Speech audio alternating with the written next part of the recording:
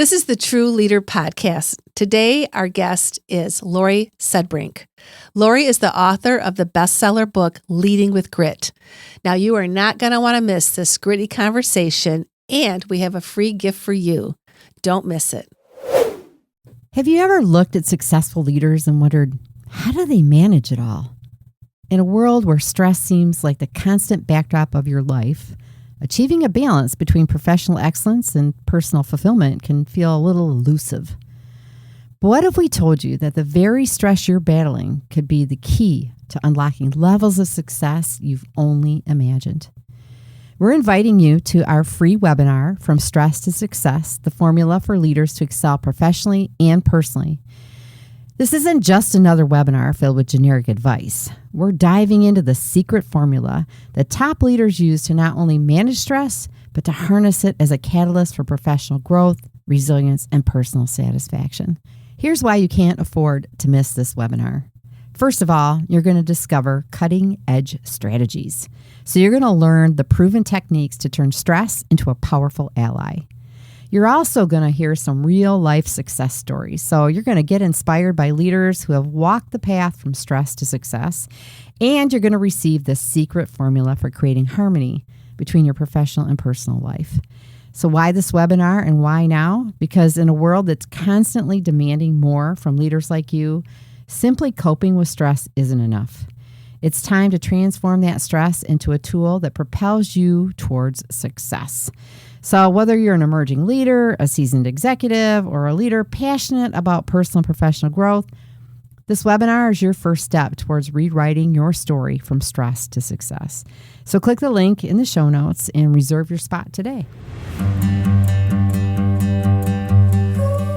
Welcome to the TRU Leader Podcast. I'm Dr. Tracy Christofferson. And I'm Michelle Trosett. We are life and business besties, leadership coaches and mentors, and polarity intelligence experts. We're the authors of Polarity Intelligence, The Missing Logic in Leadership, and co-founders of Missing Logic. We are here to help high-achieving leaders break through leadership norms that cause them suffering at work and home. If you're looking to elevate your leadership, increasing your productivity, effectiveness, and impact, and manage your health and well-being, spend quality time with those you love, and live your best life, then you are in the right place. Our goal in this podcast is to equip you with new ways of thinking and practical and tactical strategies for succeeding at work and thriving in life. Think of this podcast as your weekly dose of personal and professional development so you can reach your full leadership potential, create a life you love, and be what we are calling a thriving, resilient, and unstoppable or true leader. If you are ready to learn and laugh a little, let's get started.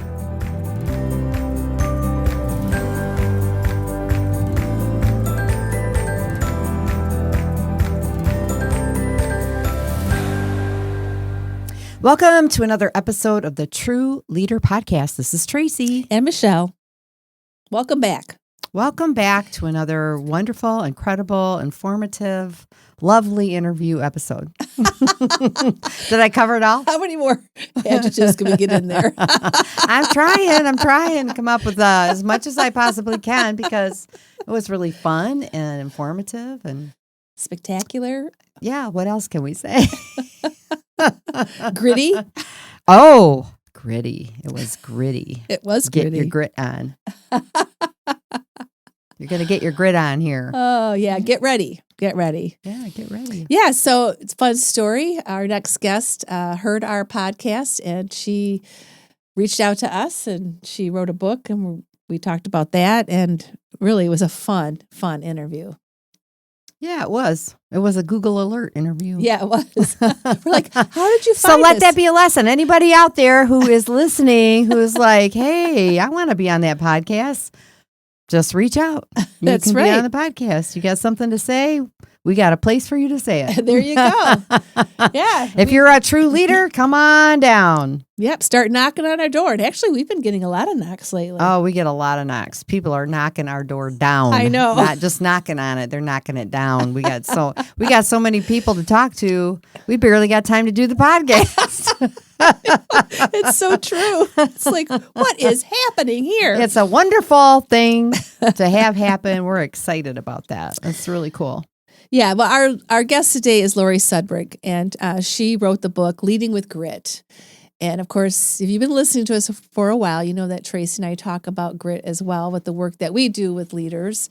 And so she reached out, and she's got a great background, a lot of experience, and her book is really, really good. So we had a great conversation about that, and we're going to give you a gift. Thanks to Laurie. Oh, yes. A free gift. A free gift. Yeah. So you'll have to listen to find out what that is. Yeah. Ha ha ha. Don't shut it off now. So let me tell you a little bit about our guest, Laurie. She is the author of Leading with Grit. She has developed a comprehensive program that empowers leaders and managers to develop the skills they need to drive results.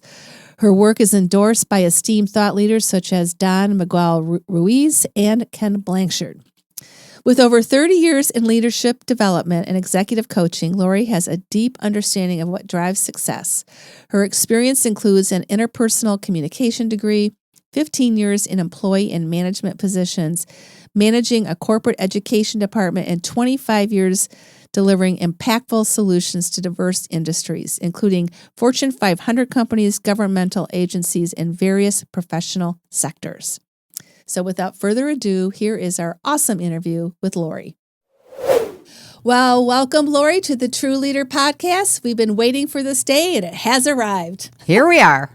Oh, I'm so excited, and thank you so much. I'm excited to get to have some time to chat with the two of you. It's a real pleasure. Well, thank you, Laurie. Thank you so much. And as you know, we love grit. And Laurie actually found us through our podcast and generously shared her book with us, Leading with Grit. We each got a copy. And of course, we resonated with that because we also, grit is one of the benefits of becoming a true leader.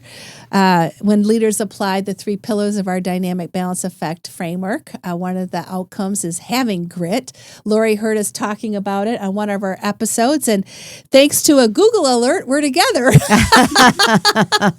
Right? You gotta love that technology. Yes, I mean, I just love to hear about what's going on with grit. And, as you can probably imagine, there's a lot more than leadership going on with grit. But it's always fun when I find a leadership topic with grit. Yeah, there is always a lot going on with grit. I was just at the Lions game, the Detroit Lions game this weekend, and I was looking for a shirt, and they had this incredible shirt that said grit. And I wanted it so bad, but they didn't have it in my size. I said, I gotta get this. So I'm gonna look for one, and definitely gotta have a grit shirt, right? Gotta have a grit. Yeah, I know. Everybody needs some grit mug. Oh yeah, I love it. Yeah, that's right. That's awesome. Well, you've registered trademarked grit. And it's 4 elements for people to create a healthier, happier, and more productive experience for themselves and their workplaces. So you've really been focusing on grit for a while, Laurie. And can you please tell our listeners what the 4 elements of GRIT are before we dig into it more?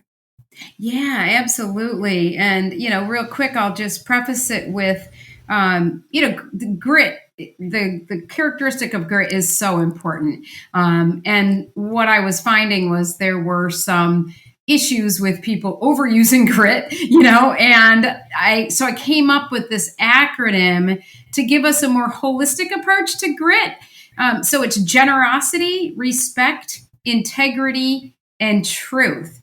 And generosity is that feeling, instead of feeling like there's scarcity, there's not enough time, I don't have time to do my one-on-ones with my people, there's a feeling of abundance. There's a feeling of I want to give because when I give, it's going to come back. So generosity is that first one.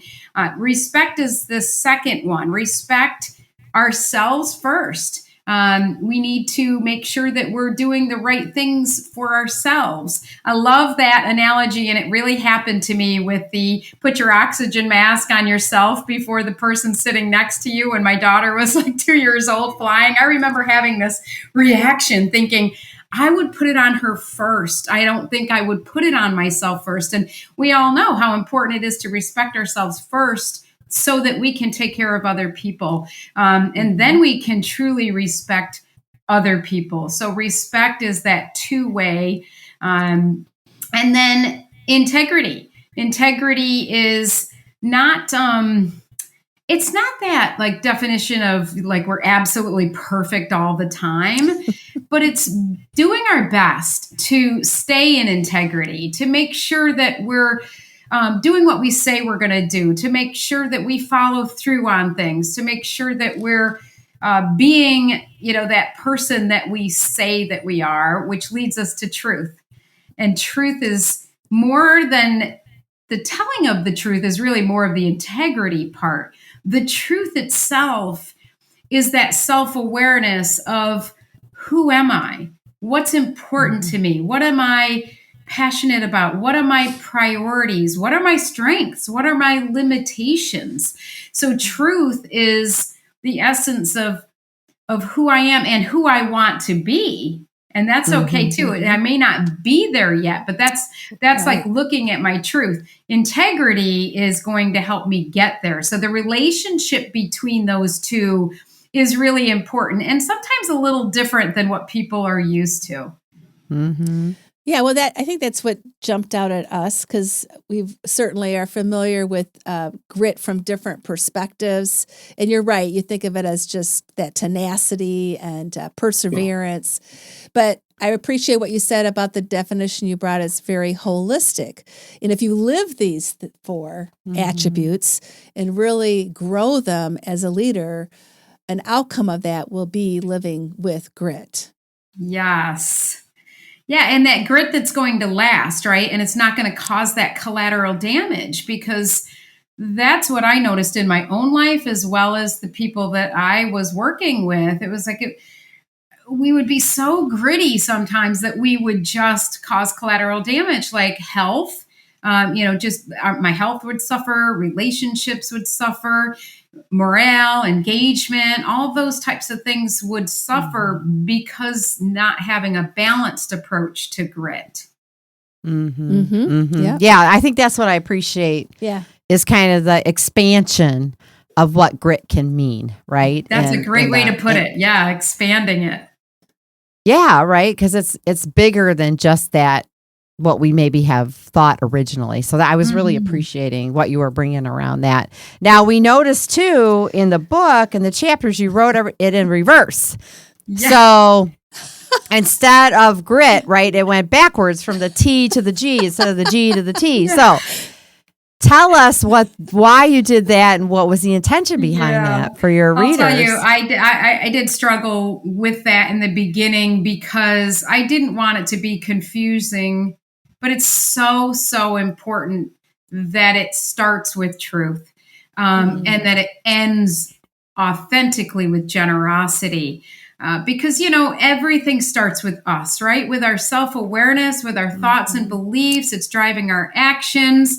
Who we are and how we are to ourselves is the core. And that's so critical. So I had to start it with truth. From truth comes integrity. And that is what, like we said just a few minutes ago, it's like aligning to the truth. If I say health and wellness is important to me, but I go home and kick up my feet and, drink beer and eat Snickers bars all night, I'm not in integrity, right? Like that's not. So it helps me to align to what's really important to me as a truth, that integrity. And it's doing my best to follow through and do what I say that I'm going to do so that I can stay, true to myself as well as be able to give to other people. So integrity is that alignment to the truth. When I'm in integrity with my truth, other people can trust me. I'm trustworthy, right? Trust comes as a result of that. And then, so it goes truth and integrity, and then it goes to respect. Because when I when I know myself, I align to it. I walk my talk. I do what I say the best that I can. If I don't, I clean up the mess, right? It's not that unattainable definition of perfection. It's doing your best in that moment. But that's showing self-respect right there. So that leads to that self-respect. So for example, if I'm not showing self-respect, I can look back in the grit framework and I can say, well, what's going on? Am I not in integrity with my truth? Am I forgetting what's important to me? It can help me get back on track. Right. So that's why it's so useful to start with truth and then integrity and then respect. And it naturally comes easier to respect other people when you have that good foundation of yourself and you really are aligning, you're authentic, you're showing respect to yourself. Then you have that room and that space to be able to look at other people without maybe some of your ego getting in the way or fear getting in the way. You can really respect people for where they are. I may not agree, but I know how to respect that person now. And that, I don't let it push my buttons if somebody doesn't agree with me on something or they, something is different about them.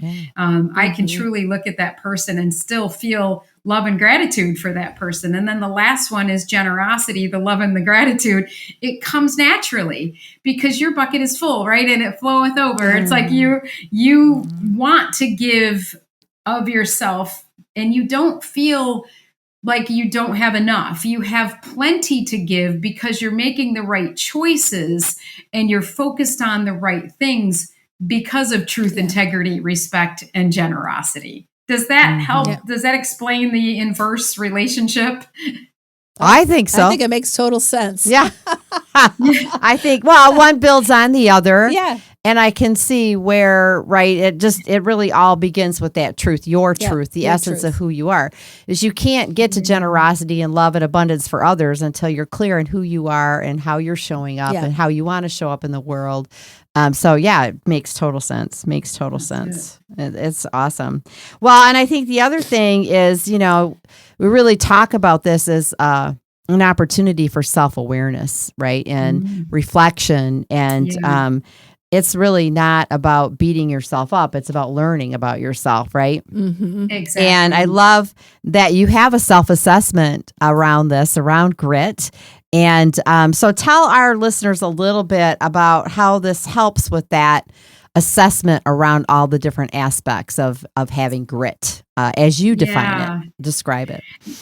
Thanks. And that is exactly why I did the self-assessment, so that people would have an opportunity to just take a good objective look privately at where they think they are in each of those areas. So where am I in truth? And there's a series of about 8 questions in each one of these. And the questions may, be around something like, let me see, what would one of the questions be? I'm trying to remember. Like, I feel grateful and satisfied and content with where I am. And you answer that on a scale of 1 to 5. And what it does is it helps us to kind of see, where am I with these attributes of truth, integrity, respect, and generosity. And the reason that I put it into those separate sections is that you get your results depending on your score, and that takes you to a section in the book, so that you can then go, I can read this section. I don't have to read the whole book if I, don't have time, or I just want to come back to this. So we designed it in a way that it would take you, it'll tell you, go to, section 2 on communicating with grit, chapter, whatever, page, whatever, and dig in deeper. So you get a score for each one of those sections. But again, it doesn't mean, it just means your self-awareness and your score for yourself. It's not for any other reason. And that self-awareness, as we all know, is so powerful because that's what sets us free, right? As soon as we can see this and we can see, wow, what is the relationship of being happy and content, for example, to leading people? Well, the way I show up in the workplace what comes out of, my energy, how I feel about other people is a huge aspect of leading. And so it helps us to connect those dots and, get more whole as a human being so that we can give generously to the people that we lead. Mm-hmm. Mm-hmm. Yeah. Oh, yeah. I love that. That. We both took it. Yeah, we both took it. I love. We both took it. Yes. Yeah. We're gritty. Yeah. I know. I told Tracy my first response was, "Oh, good. I'm already living with grit. Here I am teaching it." Like, don't you love all the little sayings you can say with grit too? I love that. Like, we're gritty or getting gritty with it. And I actually just a fun little piece of information. I wanted to make the title of the book "Get Your Grit Together."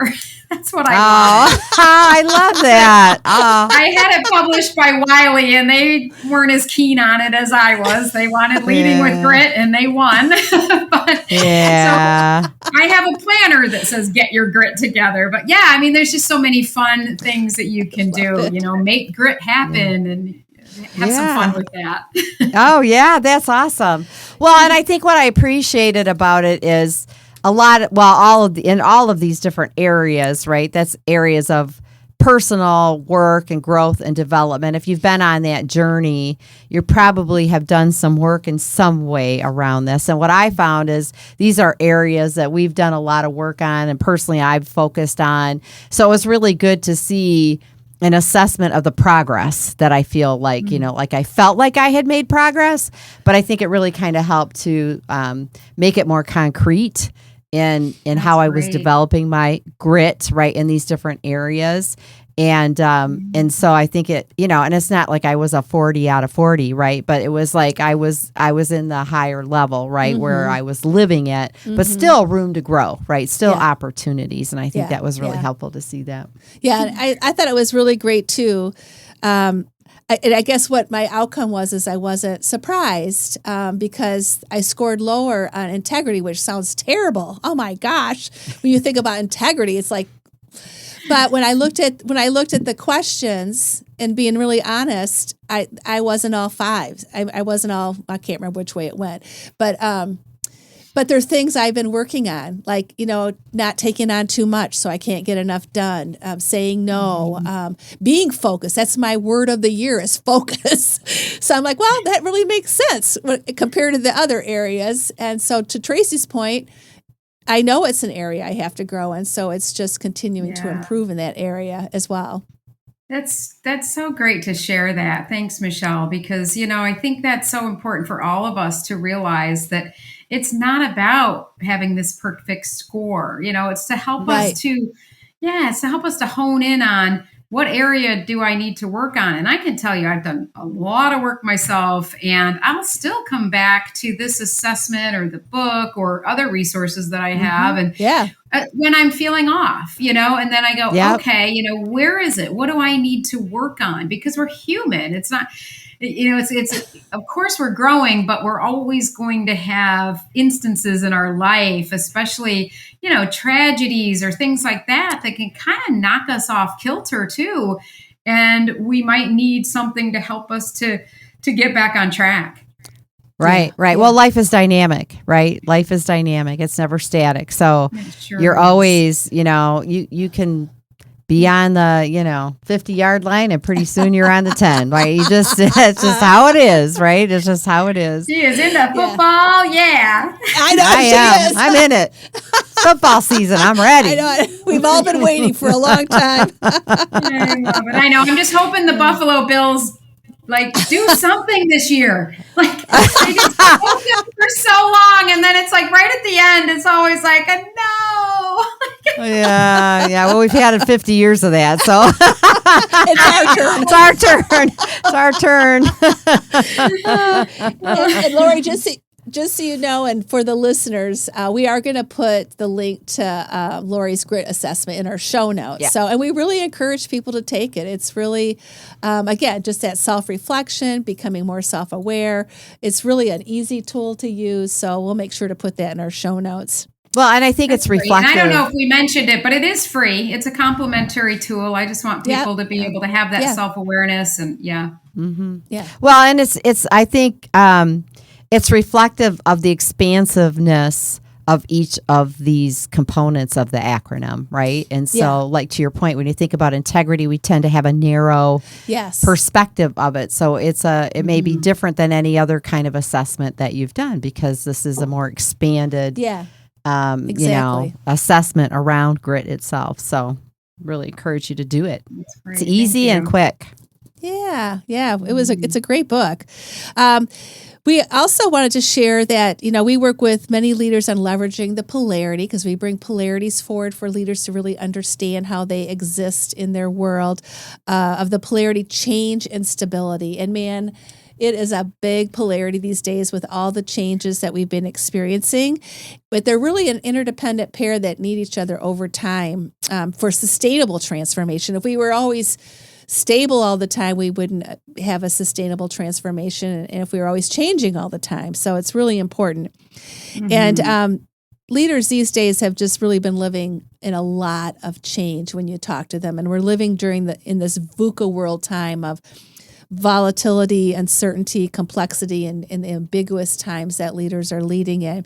And what stood out to us in reading your book, Laurie, was you write about the 5 steps of change that help to create more sustainable change. It's like a change methodology. So walk our leaders, our listeners through those 5 steps.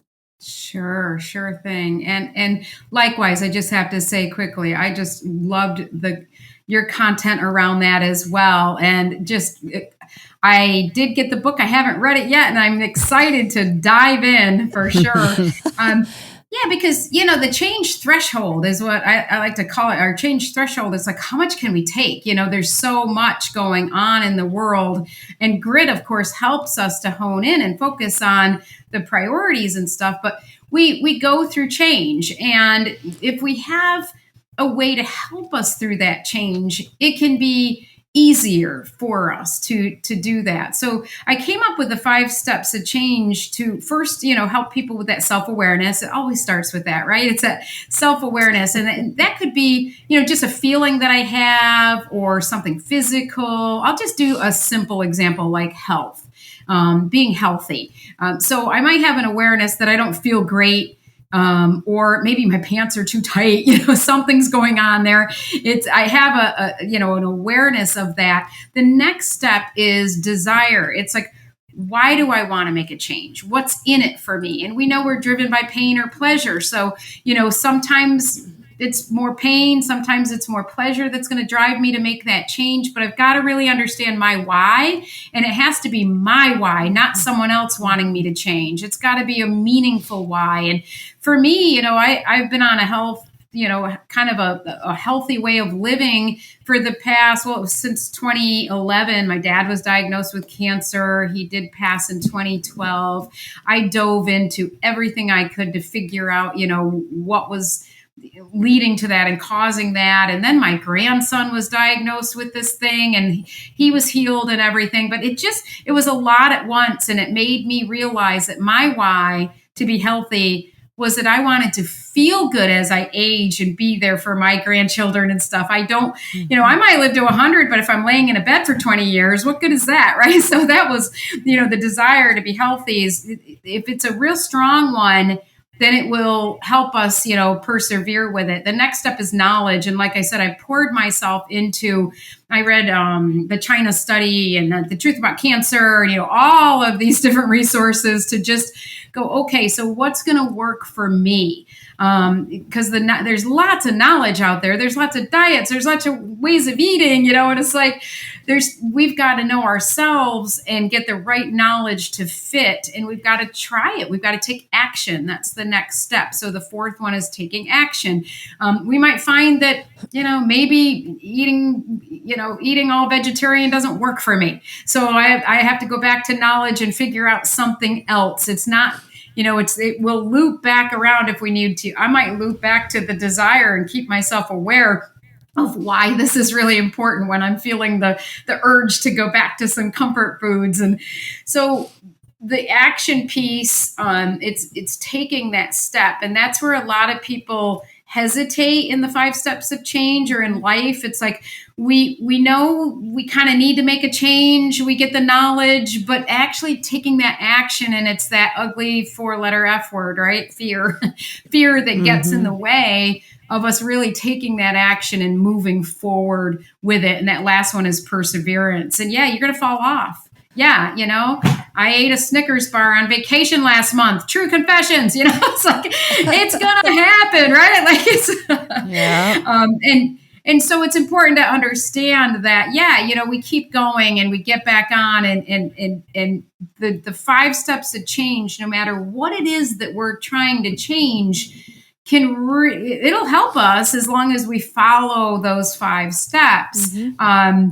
And the perseverance part, is probably one of the most important parts in giving ourselves a way to stay on track. So is it a coach? Is it an accountability buddy? I like to call it, is there somebody that can help me to sustain this over time? Yeah. Yeah. That sustainability piece is really important, right? I think those 2 things, the last 2, the action and the perseverance, right, are just critical to making a change happen and making it stick over time. Yeah. Probably the biggest problem areas for most of us, right? Right. Yeah. Right. Because we can know, but knowing is not enough. It's easy to get it started. It's harder to sustain it. Yeah. So one of the other questions that we had was thinking about this, 5 steps. How can leaders use this to communicate more effectively with others? How can they use this change process to that's such a great question. And of course, there's a whole section on communication in the book. I'm going to dive into just one area using the 5 steps. And, the self-awareness piece would be, me as a leader, what do I need to do more of or less of to be more effective, right? Maybe I'm not gaining respect from my people, or maybe there's confusion as to what they really think they should be doing. That self-awareness, looking at myself and going, what do I need to do more of or less of, and why? So it's like, all right, I'll take the example of sometimes I need to be more direct. I like to be nice. I like to be happy. I need to be more direct about things, right?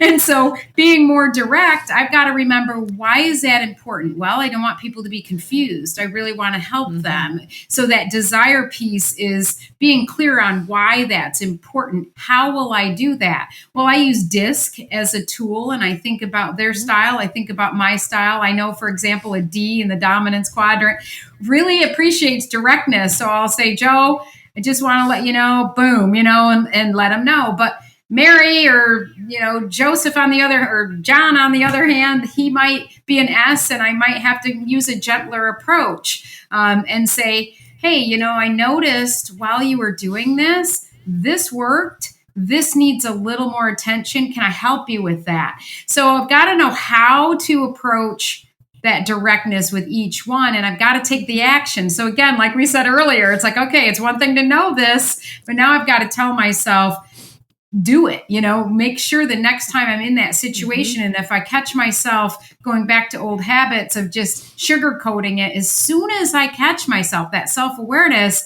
I have to stop myself and say, okay, wait a minute. I need to say this differently. That's not fair to you. And then I need to say it. And I can just be transparent as a leader and help that person see that I'm learning and growing too, because that vulnerability goes a long way with respect and trust with people. And then, of course, the perseverance.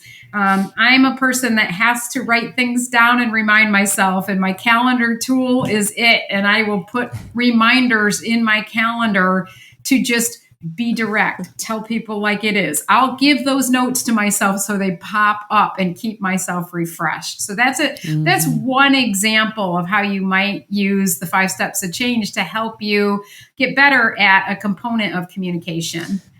I love that. Yeah, I love helpful. That. That's whenever you have a framework or a model, I think it's helpful. Yeah. And I think too, it's using that in a way. What I appreciate about your example too is is communicating in a way somebody can hear you. Yes. Not just because we all think like we're communicating, but you got to do it in a way that somebody can actually hear what you're trying to bring, right? What you're trying to say. Because you can communicate it, but if they can't hear you or hear the essence of the message, right, then it's lost communication. Yeah. So I really That's so appreciate true, that about what you Tracy. brought Right. up. One of my favorite definitions of communication is when two people or two parties reach a shared understanding, right? It's not just that I communicated clearly, but we have to both understand what I was intending to say. Yeah. Yeah. That's goes along with we talk about meaningful dialogue in our book, Laurie, that you like. And it's really about creating shared understanding. And it's about following the principles of dialogue and Love to help it. get there. Yeah. Wow. Good stuff, girl. Oh, Wow. I love Really this. like your book. I Loved think your what book. you're bringing is really important. And now Thank it's time. you so much. I know when I listened to that podcast, I can't remember the person you had on. I'm sorry, but the two of you, I just resonated, and I was like, wow, I can't wait to have a conversation with them.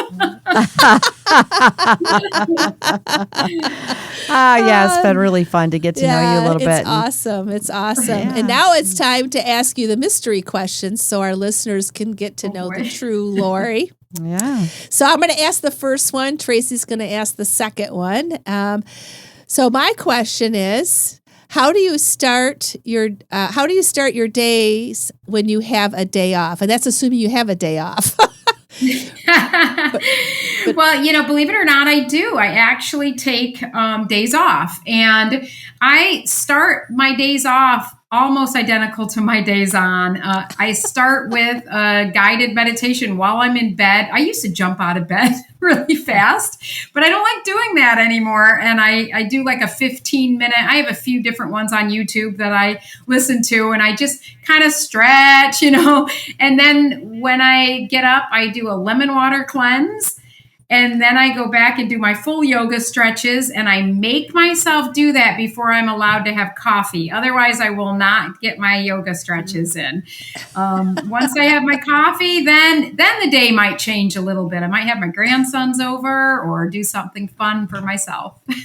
That's great. Great. Well, I love how you're linking that to your coffee, right? That's kind of your reward.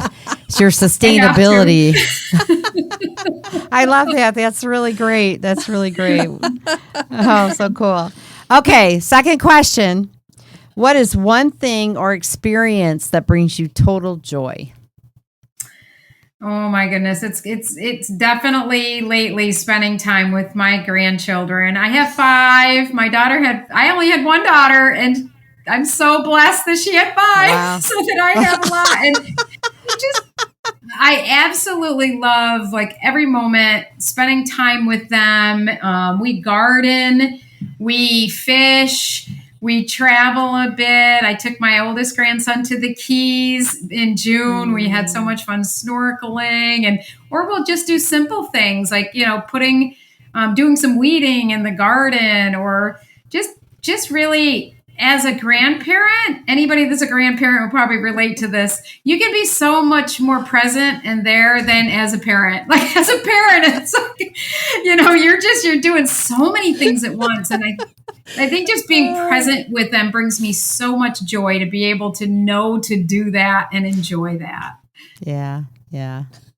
I would say the same for me. I know. And I just became, this Sunday, I'll be a grandma for 1 year.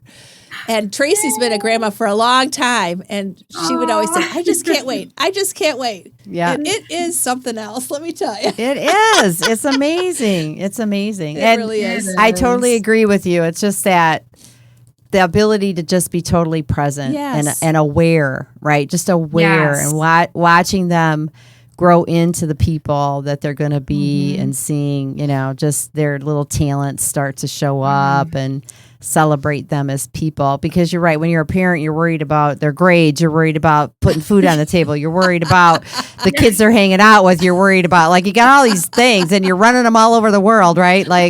All their activities, and you're exhausted. You can't even be present in the moment, right? Most of the time. So Yeah, Yes, it's the best. it's so true. Not that I don't still love my time too, gardening, and I love live music and travel. Like I still love all that, but lately I've just really been enjoying, that moments with my grandchildren. Yeah, Yep. good for you. that's Good for awesome. you. That's awesome. That's awesome. Well, it's just been wonderful. Is there anything that you would like to share before we close for today? Anything else you'd like to?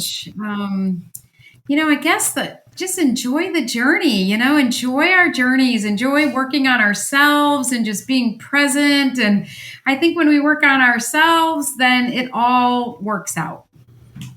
Yeah. Yeah. Great advice. Oh, that's wonderful. Wonderful. Perfect ending. Oh, thank you so much, Laurie. It's been wonderful to be with you. And we're excited to share your book with our listeners. And thank you, listeners, for tuning in again to listen to the TRU Leader Podcast. We really appreciate you. And if you found some value in this episode, which I am sure you have, please share it with others. I'm sure there's a lot of people out there that would benefit from the conversation and from Laurie's book. So please do that. And, leave a review as well for us if you enjoyed the episode. And if you like to see us on video, you can go over to our YouTube channel and watch the recording of this incredible interview. And until next time, stay safe and stay healthy, and we'll see you soon.